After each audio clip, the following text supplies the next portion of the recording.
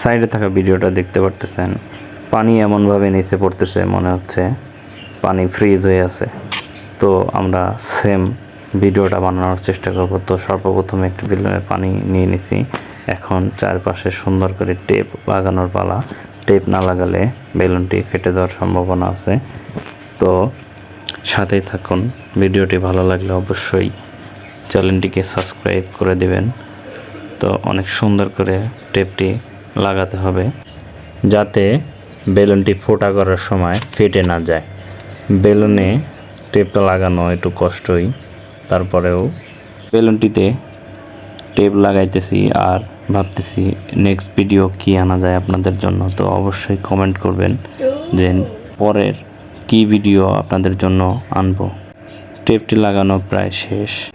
এখন বেলুনটিকে ফোটা করে দেখব আসলে পানি ফ্রিজের মতো পড়ে কিনা। পানিটি ওইভাবেই পড়ছে।